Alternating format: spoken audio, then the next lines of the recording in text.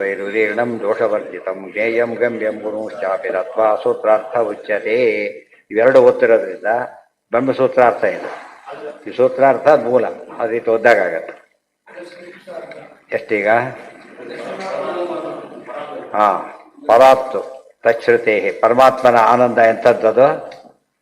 ಪರಮಾತ್ಮನ ಆನಂದ ಅತ್ಯಂತ ವಿಭಿನ್ನವಾದದ್ದು. ಪರಂತು ಸೇತು ಉನ್ಮಾನ ಆಮೇಲೆ ಸಂಬಂಧ ಕೊನೆಗೆ ಅದೆಲ್ಲ ವ್ಯಪದೇಶೇಭ್ಯ ಅಂತ ಹೇಳ್ತಾ ಪೂರ್ತಿಯಾಗಿ ಬೇರೆಯಾಗಿದೆ ಅಂತ ತಿಳಿಸಿದ್ರು. ಮೂರು ಎಷ್ಟನೇ ಸೂತ್ರ?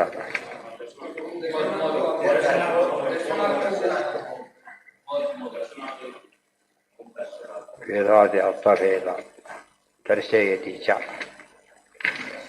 ಅದಾಗಿಲ್ಲ. ಇನ್ನು ಮೊದಲನೇ ಪಾದ, ಎರಡನೇ ಪಾದನ ಮೊದಲನೇ ಪಾದನ?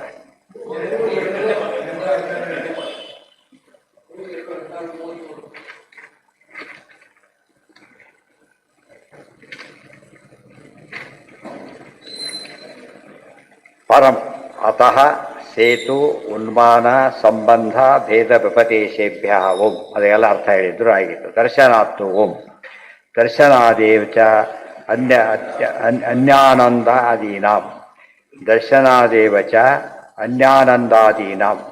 ನಾವೊಂದು ಪ್ರಶ್ನೆ ಹೇಳಿದ್ರು, ದೇವರ ಆನಂದ ಟೋಟಲಿ ಡಿಫರೆಂಟ್ ಅಂತ ಹೇಳಿದ್ರು. ಅದನ್ನ ಹಾಗೆ ಅರ್ಥ ಮಾಡ್ಕೋಬೇಕು ಅಂದರೆ ನಮಗೆ ಕಾಣಿಸ್ತಾ ಇದೆಯಲ್ಲ, ಎಲ್ಲರ ಆನಂದ ಒಂದೇ ರೀತಿ ಇದೆ. ಈಗ ವ್ಯತ್ಯಾಸ ಇದೆ. ಜಸ್ಟ್ ಪಾಸ್ ಆದವನ ಆನಂದ ಬೇರೆ, ಥರ್ಡ್ ಅಟೆಂಪ್ಟ್ ಪಾಸ್ ಆದದ್ದು ಆನಂದನೇ. ಎಂಥ ಆನಂದ? ಥರ್ಡ್ ಗ್ರೇಡ್ ಆನಂದ. ಅದು ಫಸ್ಟ್ ಕ್ಲಾಸ್ ಅವನು ಆಸೆ, ಫಸ್ಟ್ ರ್ಯಾಂಕ್, ಅದು ಅವನ ಆನಂದನೇ ಬೇರೆ. ಅದಕ್ಕೆ ದರ್ಶನಾಚ್ಯ. ಎದರೋಡು ಕೂಡ ಏನಿದೆ ಈಗ? ಒಳ್ಳೆ ಮನೆ ಸಿಕ್ತು, ಬಾಡಿಗೆ ಗೆದ್ದವನಿಗೆ ಆನಂದ, ಒಳ್ಳೆ ಮನೆ ಕೊಂಡ್ಕೊಂಡೆ ಅಂತ ಅವನಿಗೆ ಆನಂದ. ಎಷ್ಟು ವ್ಯತ್ಯಾಸ ಇದೆ ಈಗ ಗೊತ್ತಾಗತ್ತಾ ಇಲ್ಲ? ಆನಂದದಲ್ಲಿ ತಾರತಮ್ಯ ಇದೆ. ಭೃತ್ಯನ ಆನಂದ ಬೇರೆ, ಸ್ವಾಮಿ ಆನಂದ ಬೇರೆ. ಇದೆಲ್ಲ ಯೋಚನೆ ಮಾಡ್ತಾ ಹೊರಟ್ರೆ ನಮ್ಮ ದರ್ಶನಾಚ್ಯ ಎದುರಿಗೆ ಕಾಣೋದನ್ನೇ ಅಪ್ಲೈ ಮಾಡ್ಕೊಂಡು ನೋಡಿ. ಆನಂದದಲ್ಲೂ ಕೂಡ ವೈಲಕ್ಷಣ್ಯ ಇದೆ. ಆದ್ದರಿಂದ ಮುಕ್ತನಾದ ಮೇಲೆ ಕೂಡ ದೇವರ ಆನಂದ ಬರ್ಲಿಕ್ಕೆ ಸಾಧ್ಯ ಇಲ್ಲ. ಅದಕ್ಕೆ ಮುಕ್ತಿ ಕೊಟ್ಟವನ ಆನಂದ ಮುಕ್ತನಾದವನಿಗೆ ಹೇಗೆ ಬರುತ್ತೆ? ಸಾಧ್ಯ ಇಲ್ಲ. ಮುಕ್ತಿ ಕೊಡೋನಂದ್ರೆ ಸ್ವಾಮಿತ್ವ ಇಲ್ಲೋ ಅವನಿಗೀಗ. ಮುಂದೆ ದರ್ಶನಾದಿ ಏನೇನಿದೆ? ಅದೃಷ್ಟಂ ಅವ್ಯವಹಾರ್ಯಂ ಅವ್ಯಪದೇಶ್ಯಂ ಸುಖಂ ಜ್ಞಾನಂ ಓಜೋ ಬಲಮಿತಿ ಬ್ರಹ್ಮಣ ತಸ್ಮಾತ್ ಬ್ರಹ್ಮೇತ್ಯಾಚಕ್ಷತೆ ತಸ್ಮಾತ್ ಬ್ರಹ್ಮೇತ್ಯಾಚಕ್ಷತೆ ಇತಿ ಕೌಂಡಿನ್ಯ ಶ್ರುತಿ. ಸ್ವಾರಸ್ಯ ಅಂದರೆ ಮಾತಿಂದು ಬ್ರಹ್ಮಶಬ್ದಕ್ಕೆ ಹೊಸ ಅರ್ಥ ಇಲ್ಲಿ ಹೇಳಿರೋದು. ಬ್ರಹ್ಮಶಬ್ದಕ್ಕೆ ಬೃಹಜಾತಿ ದೇವ ಕಮಲಾಸನ ಶಬ್ದರಾಶಿ ಹೇಳಿದ್ರಲ್ಲ, ಹೊಸ ಅರ್ಥ ಹೇಳ್ತಾರೆ. ಏನದು ಅಂದರೆ ಅದೃಷ್ಟಂ ಅವ್ಯವಹಾರ್ಯಂ ಅವ್ಯಪದೇಶ್ಯಂ, ಎಂದೂ ಕಾಣಲಾಗದವನು, ಎಂದೂ ವ್ಯವಹಾರದಲ್ಲಿ ತೋರಿಸಕ್ಕಾಗದವನು. ಅವ್ಯಪದೇಶ್ಯಂ, ಇದು ಅಂತ ನಿರ್ಧರಿಸಕ್ಕಾಗದವನು ಅವನು ದೇವರ ಸುಖ ಅಂತದ್ದು. ದೇವರ ಸುಖ ಹೇಳಕ್ಕೆ ಸಾಧ್ಯನೇ ಇಲ್ಲ. ವ್ಯಪದೇಶ್ಯಂ ಸುಖಂ ಜ್ಞಾನಂ ಓಜೋ ಬಲಮಿತಿ. ಸುಖ ಅದೇ ರೀತಿ ಇದೆ. ಸುಖ ಬೇರೆ, ಜ್ಞಾನ ಬೇರೆ, ಓಜಸ್ ಎಲ್ಲವೂ ಬಲ ಎಲ್ಲವೂ ಬೇರೆ ಇದೆ. ಬ್ರಹ್ಮಣ, ಅದಕ್ಕೆ ದೇವರು ಏನಂತ ಕರೀತಾರೆ? ತಸ್ಮಾತ್ ಬ್ರಹ್ಮೇತ್ಯಾಚಕ್ಷತೆ ತಸ್ಮಾತ್ ಬ್ರಹ್ಮೇತ್ಯಾಚಕ್ಷತೆ ಇತಿ ಕೌಂಡಿನ್ಯ ಶ್ರುತಿ. ಅಥಾತೋ ಬ್ರಹ್ಮ ಜಿಜ್ಞಾಸ ಅದೊಂದು ಅರ್ಥ ಬಂದಾಗ ಈ ರೀತಿ ದೇವರನ್ನು ತಿಳ್ಕೊಂಡ್ರೆ ಜಿಜ್ಞಾಸ ಮಾಡಿದಾಗ ಇವತ್ತು ಬರೀ ದೇವರನ್ನ ನಮ್ಮಂತೆ ಆನಂದ ಪಡೋನು ತಿಳ್ಕೊಂಡ್ರೆ ತಪ್ಪದು. ಅದಕ್ಕೆ ಖೇದ ಮೋದ ಜಯಾಪಜಯ ಮೊದಲಾದ ದೋಷಗಳಿಲ್ಲ. ದೇವರಿಗೆ ಖೇದ ಇಲ್ಲ, ಮೋದನೂ ಇಲ್ಲ ಅಂದ್ಬಿಟ್ರೆ. ಯಾಕೆ? ವಿಲಕ್ಷಣವಾದ ಆನಂದ ಇರೋದ್ರಿಂದ ಈ ಆನಂದ ಅಲ್ಲ ಅದು.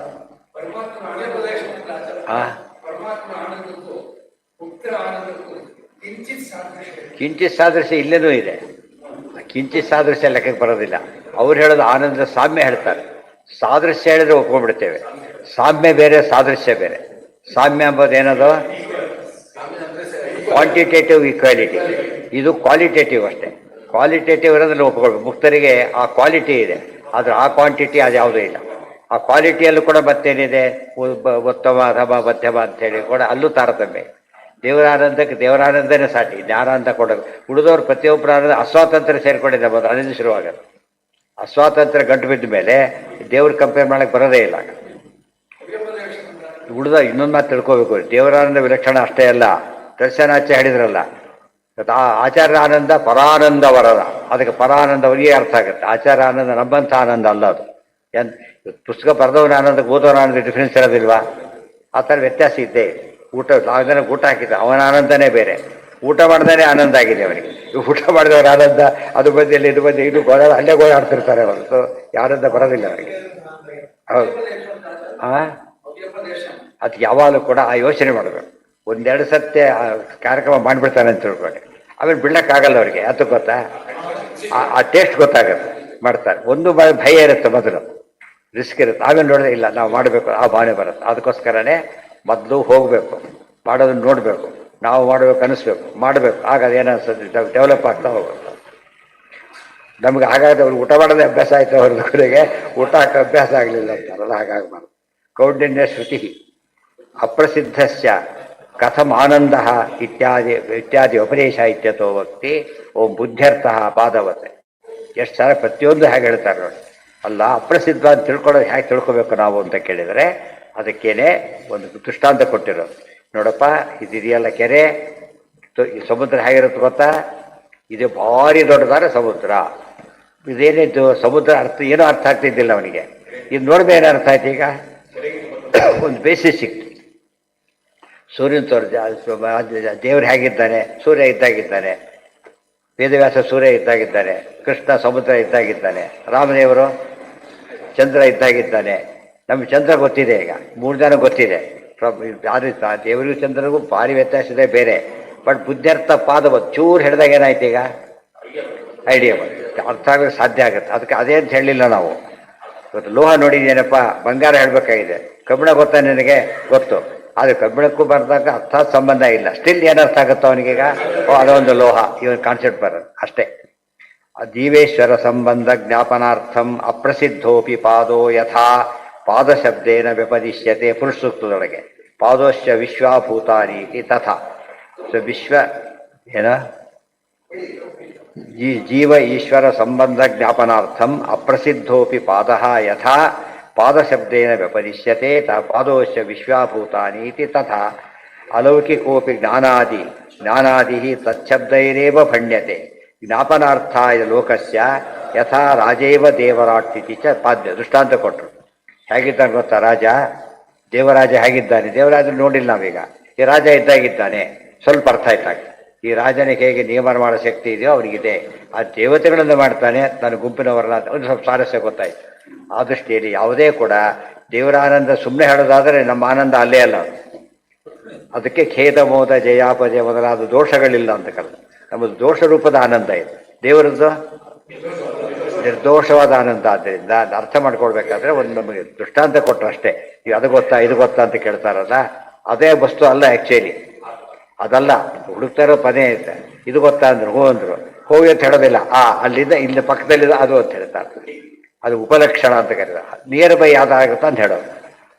ಮುಖ್ಯಾರ್ಥ ಆಗ್ಲಿಕ್ಕೆ ಸಾಧ್ಯವಾದ ಹೋದಾಗ ಅವನಿಗೆ ಗೊತ್ತಿರೋದ್ರಲ್ಲಿ ಹೇಳ್ತಿರ್ಸ್ಬೇಕಲ್ಲ. ಅದಕ್ಕೆ ಹೇಳಿದ್ದಾರೆ ಹೊರತು ನಿಜವಾಗ್ಲೂ ದೇವರ ಆನಂದ ಬಗ್ಗೆ ಹೇಳಬೇಕಾದ್ರೆ ನಮಗೇನೂ ಗೊತ್ತಿಲ್ಲ ಅಂತಂದರೆ ದೊಡ್ಡ ಉತ್ತರ. ಪರಾನಂದ ಮಾತ್ರತ್ವೇ ಕಥಂ ಬ್ರಹ್ಮಣಃ ಬ್ರಹ್ಮಾದ್ಯಾನಂದಾದೀನಾಂ ವಿಶೇಷ ಇತ್ಯಥ ಉಚ್ಯತೆ. ಓಂ ಸ್ಥಾನ ವಿಶೇಷಾತ್ ಪ್ರಕಾಶಾದಿವತ್ ಓಂ. ಹಾಗಿದ್ದರೆ ಬ್ರಹ್ಮಾದಿಗಳ ಆನಂದದಿಂದ ವಿಶೇಷ ಅಂತ ಹೇಳಬೇಕಾದ್ರೆ ಒಂದು ಬುದ್ಧ್ಯರ್ಥ ಪಾದವತ್ತು ಒಂದು ಗೊತ್ತಾಯಿತು. ಬ್ರಹ್ಮಾದಿಗಳ ವಿಶೇಷ ಹೇಳಬೇಕಾದ್ರೆ ಏನು ಮಾಡಬೇಕು ಅಂದರೆ ಸ್ಥಾನ ವಿಶೇಷಾತ್ ಪ್ರಕಾಶಾದಿವತ್ ಓಂ. ಅಧಿಕಾರ ವ್ಯತ್ಯಾಸ ಇದೆ. MLA ಕೆಪಾಸಿಟಿ ನೋಡಿ, ಸ್ಟೇಟ್ ಮಿನಿಸ್ಟರ್ ಕೆಪಾಸಿಟಿ ನೋಡಿ, ಅವ್ರನ್ನ ನೋಡಿ, ಪ್ರಧಾನಮಂತ್ರಿ ನೋಡಿ, ಮುಖ್ಯಮಂತ್ರಿ ನೋಡಿ.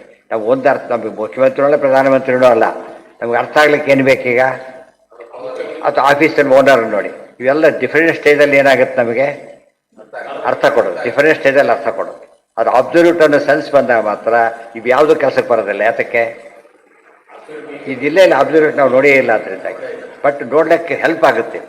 ಇದು ಯಾವುದು ಅಬ್ಸಲ್ಯೂಟ್ ಅಲ್ಲದೆ ಹೋದರೂ ಕೂಡ ಅದಕ್ಕೆ ನೋಡಿ, ರಾಜನಂದ ರಾಜೇವ ದೇವರಾಟ್, ದೇವರಾಜನ ಯಾರು ನೋಡೇ ಇಲ್ಲ ಗೊತ್ತಾಯ್ತಾ. ಆದರೆ ರಾಜ ದೇವೇಂದ್ರ ಇದ್ದಾಗಿದ್ದಾನೆ ಅಂತ ಹೇಳ್ತಾರಲ್ಲ, ಆ ರೀತಿಯಲ್ಲಿ ದೇವೇಂದ್ರ ನೋಡ್ದೇನೆ ಹಾಗೆ ಹೇಳ್ತೇವೋ, ದೇವರಾನಂದ ಗೊತ್ತಿಲ್ಲದೆ ಹೋದರೂ ಕೂಡ ಈ ಆನಂದದ ಒಂದು ಪರಿಕಲ್ಪನೆ ಅರ್ಥವಾದರೆ ದೇವರ ಆನಂದ ಏನು ಅಂತ ಗೊತ್ತಾಗುತ್ತೆ ಅಂತ ಅರ್ಥ. ವಿವರಣೆಗಳು ನಾಳೆ. ಓಂ